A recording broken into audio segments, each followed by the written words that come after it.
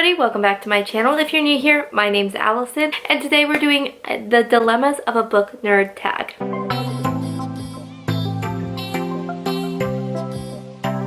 Now, the original creator of this is Lindsay's Little Library, and I love this tag. It went around a couple months ago, but I'm just getting around to filming it now. And I thought it was just a fun tag to do. I love tags because I love to talk. Apparently I like to hear myself talk, but I thought it'd be fun, so let's get started. Number one is book storage. How do you store and organize your books? I have these bookshelves behind me. They are Better Homes and Gardens bookshelves from Walmart.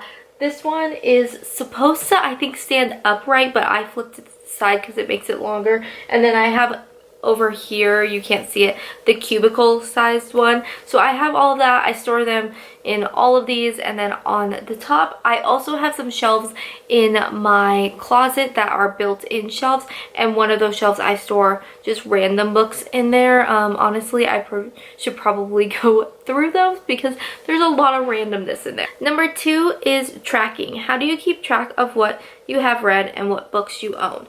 So I don't track what books I own. I kind of know just by my brain if I own it, and if I don't think I own something, I will, and I'm out and about and I know my mom's home, I will call my mother and be like, can you go to my bookshelf and look on the third shelf from the right down and look and see if I own this book. But most of the time that's regarding series, because I do buy my books secondhand at Goodwill if I'm looking for a specific series and I want them in hardcover or something like that. But most of the time I know what I own already because I reorganize this, and I know a lot of my books, pretty much all these books up top and over in this side are signed copies, so I know mass majority of my books. And how I track how I read, I have a sheet of paper that I write out like February reads, March reads, whatever reads, that I track what I'm reading currently. And I also use Goodreads. I know not everyone likes Goodreads. I personally love Goodreads, and I like to track on there and see how much percent I'm in no matter where I'm at in a book. Number three is, do you lend your books out? Now, the thing is I don't lend my books out. I think there's very few people I would lend a book out to, and that's because I've been burned too many times with my books. Also, I have a lot of signed copies, so I think regarding like these books that aren't signed and I've just had and they're easily replaceable, sure, go ahead, I will lend it out to you, to those very few people, like my mom and my best friend, and that's about it.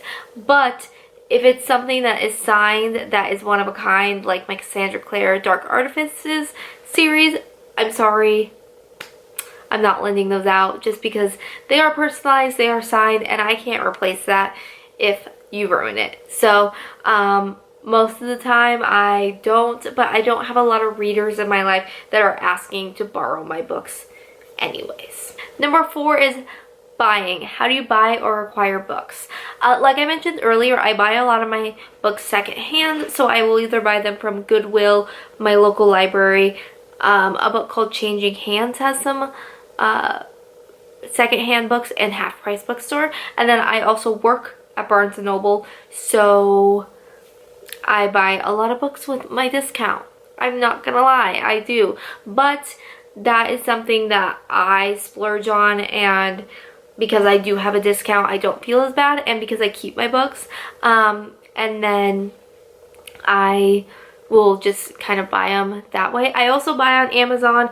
I haven't bought a lot on Amazon, but I find that if I can't find a book in store, I get free shipping on Amazon, and I'm not a Barnes & Noble member anymore. Sorry, but I don't get free shipping, and I want the 2-day express shipping that Prime gives me, so I'm gonna use Prime. But that's if I can't find a book in a store. Number five is comments. How do you respond to, how do you read so much comment or similar comments?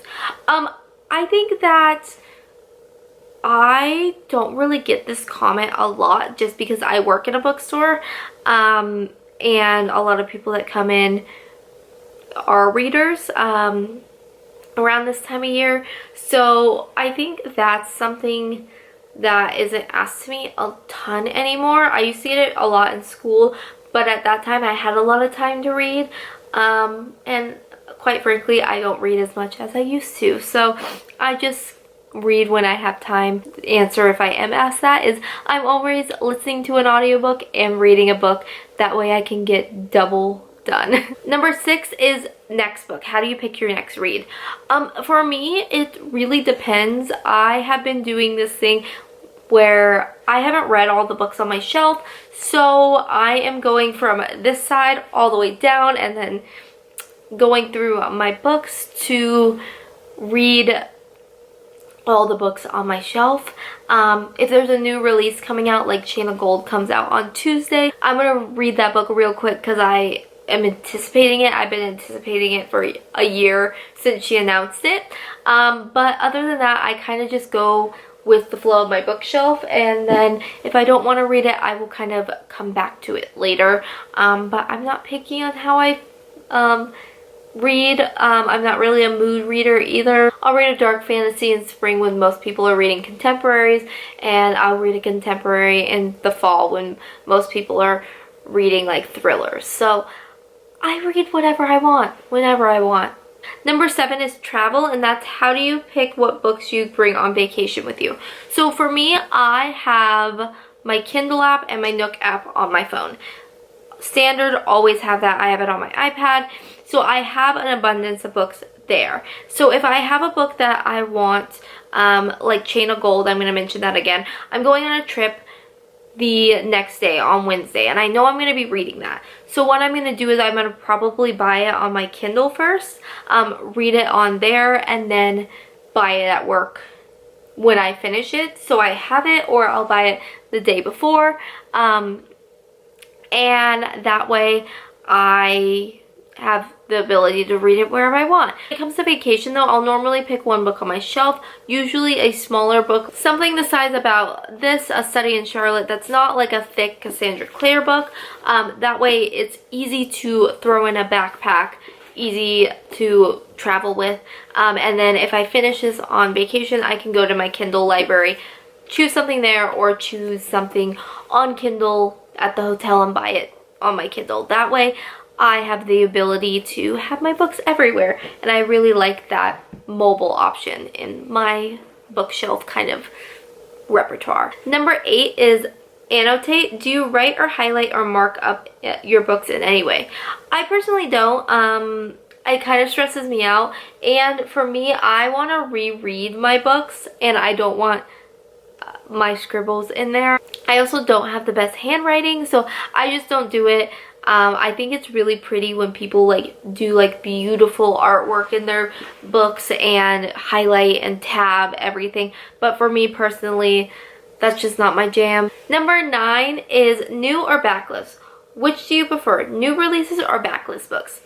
I think I like a mix of both, so I like to read new releases and backlists because I feel like I'm behind on a lot of the series that are backlisted.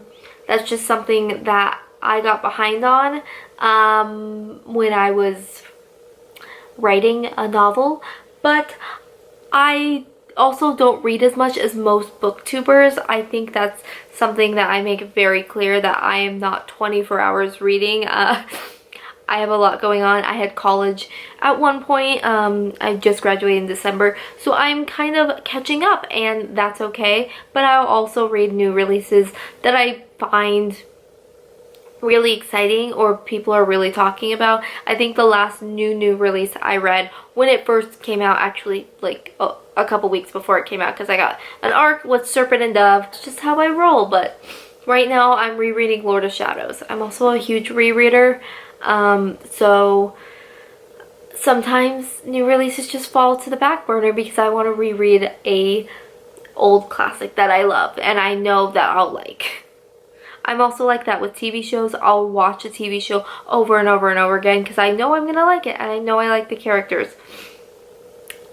I think it's a comfort thing. And the last question is sequels. Do you read books as they are release or wait for an entire series to be published before reading book 1?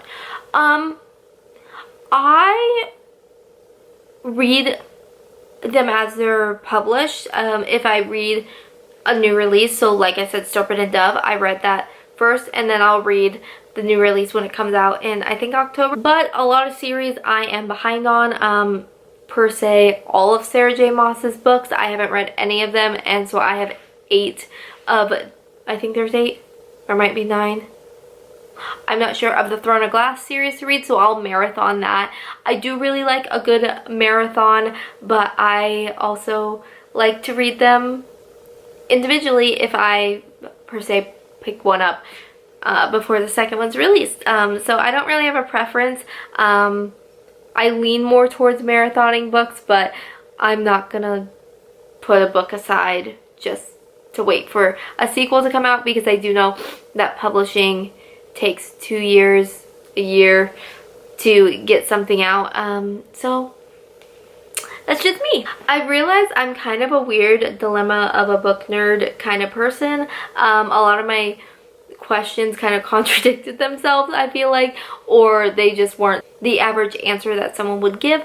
But I personally just really like books, and I just like to read at my own pace, and I like to devour stories over and over again. So that's just my personal take. But if you have any answers to these questions, leave them down below, because I'd love to hear them. Also, if you've done this tag, put the link down below, or let me know you did it on your channel, because I'd like to go and watch your tag.